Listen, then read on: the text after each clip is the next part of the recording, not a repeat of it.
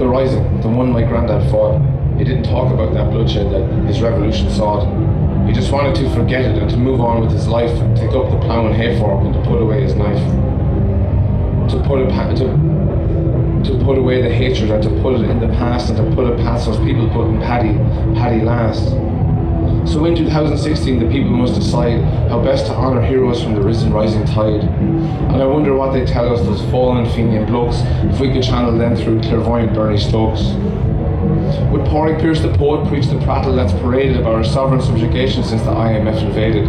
A scholar and a skeptic of the septic British collar that sent millions to the trenches for pennies on the dollar. Some say he was a terrorist, some say that he was gay, so he would have urged us for a yes vote if he was here today. Would James Connolly, when summoned to speak beyond the grave, stay silent on the issues turning us again to slaves? Screaming hell upon the system, driving fear into its features, telling Alan, Joan and Enda where to stick those water mirrors. If connection was established to the spirit of MacDonagh, would he tell that gathered audience turn a blind eye to the plundering, the raping of our heritage, the pillaging of our land, the pills they make us swallow to convince us things are grand, or to sit in sullen silence with our heads stuck in the sand, or to rise up as a nation in defiance, make a stand, and to scupper our other suppers on their full Irish dinner plans? Well, the next to make the breakthrough from the other astral plane was Sean McBride and Sean McDermott, two stalwart sons of Erin. Well, Bernie didn't know what hit her. The spirits rose and wailed, outraged at the incident of activists being jailed. Incredulous, the corporations broke ring without rebuke that pisses on the proclamation that the rising undertook. And incensed by the media's distortion of the truth, turning minor crisis into ISIS with a water-filled balloon. Next up was Michael Collins, not executed on that day, but still doggedly determined as to have his soulful say. He wept tears of ectoplasm at the chasm of the elite. He saw the laws that separate them from the man upon the street. He saw the Gardaí busting heads instead of walking on the beat.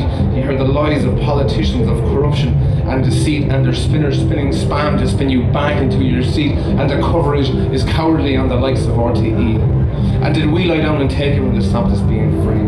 As the coffin ships departed while they sipped their morning tea, and when the rapists and the killers were given uniforms from the fallen men of Flanders, whose bodies were still warm, we blew them all to bloody pieces, but we never wished them harm. But for our sons and daughters joined their fathers and their mothers on their farms, but impeded by the superseding weight of foreign arms.